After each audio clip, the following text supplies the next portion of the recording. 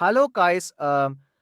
இன்னைக்கு ஒரு மர்மமும் திகிலும் நிறைந்த கதை சொல்லப் போறேன். ஒரு பெண் கதவை தட்டுகிறாள். யாராவது இருக்கிறீர்களா? அமைதியும் பதில் கிடையாது. தாமரை இன்ஜினியரிங் அண்ட் ரிசர்ச் இன்ஸ்டிடியூட். ஒரு புதிய மாணவி உள்ளே வருகிறாள். அவள் பெயர் மகா.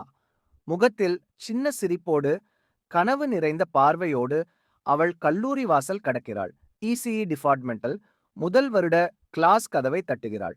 ஆசிரியை, நான் உள் செல்லலாமா? ஆசிரியை தலையசைத்ததும் மகா உள்ளே வந்து விடுகிறாள். பயத்தோடு ஹடன் மூன்றாவது பெஞ்ச் பக்கம் சென்று உட்கார்கிறாள். அவள பக்கத்தில் இருந்த ஒரு பெண் சிரித்து கேட்டாள், உங்க பேரு என்ன? அந்த ஒரு கேள்விதான் முதல் அறிமுகம். அதிலிருந்து உருவானது ஒரு குழு. மொத்தம் 5 பேர். அந்த நேரத்தில் HOD உள்ளே வந்தார்.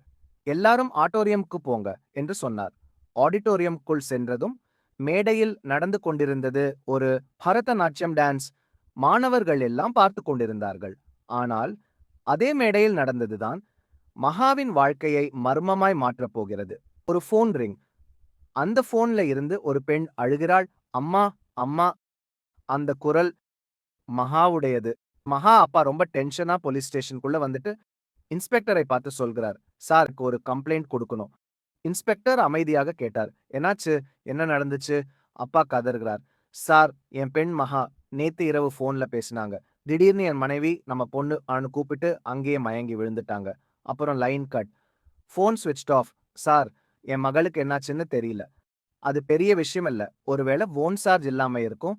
காத்திருக்கலாம். ஆனால் அப்பா வலியோட. சார் இது சாதாரண விஷயம் இல்ல. நேத்து இரவு முதல் எந்த ட்ரேஸும் கிடையாது. அந்த நேரம் போலீஸ் ஸ்டேஷன் வெளியே ஒரு கார் வந்து நிக்குது. Door open. உள்ளே வர்றவர் அசிஸ்டன்ட் கமிஷனர் அருண். அருண் இன்ஸ்பெக்டரை பார்த்து சொல்கிறார், அந்த ஃபண்ட் பெஞ்சில உட்கார்ந்திருப்பவர் யாரு? உள்ள வரச் சொல்லுங்க. மகா அப்பா கண்ணீரோடு எல்லாம் சொல்ல ஆரம்பிக்கிறாரு. மகள் இன்டர்ன்ஷிப்புக்காக பஸ்ல போனது, ஃபோன் கட் ஆனது எல்லாமே சொல்லுகிறாரு.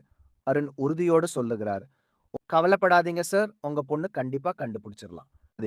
இன்ஸ்பெக்டர் உடனே பஸ் டீடைல்ஸ் என்கொயரி ஸ்டார்ட் பண்ணுங்க. கான்ஸ்டபிள் மற்ற பேரண்ட்ஸை ஸ்டேஷனுக்கு கூட்டிட்டு வாங்க. மகாவின் நண்பர்களின் பெற்றோர்கள் ஸ்டேஷனுக்கு வந்து சேருகிறார்கள். அவர்கள் எல்லாமே பதற்றத்துடன் குழந்தைகள் காணாமல் போயிருப்பதை பற்றி சொல்கிறார்கள். ஸ்டேஷன் முழுக்க பரபரப்பாகிறது. சில நிமிடங்களில் ஷாக் தகவல். பஸ் டிரைவர் சொல்கிறார், அந்த பஸ்ல மகாவும் அவளோட ஃப்ரெண்ட்ஸும் வரல. அப்பா அதிர்ச்சியோடு சொல்கிறார், இல்ல சார், என் பொண்ணு பஸ்ல தான் போனா. நானும் என் ஒய்ஃபும் அவளை பஸ் ஸ்டாப்க்கு டிராப் பண்ணோம். கண்ட்ரோல் ரூம்ல இருந்து எமர்ஜென்சி கால. இன்ஸ்பெக்டரோட முகம் மாறுகிறது. அருண் கவனிக்கிறாரு. அந்த நேரம் ஒரு ஆபீசர் வந்து அருணிடம் மெதுவாக சொல்லுகிறார், மகா சென்னைக்கு போகவில்லை. அங்கேயே மர்மம் இன்னும் ஆழமாகிறது. மகாவும் அவளோட ஃப்ரெண்ட்ஸும் காணாமலே போயிட்டாங்களா? யாரோ கிட்னாப் பண்ணிட்டாங்களா? இதுக்கு பின்னாடி இன்னும் ஒரு மர்மம் இருக்கு.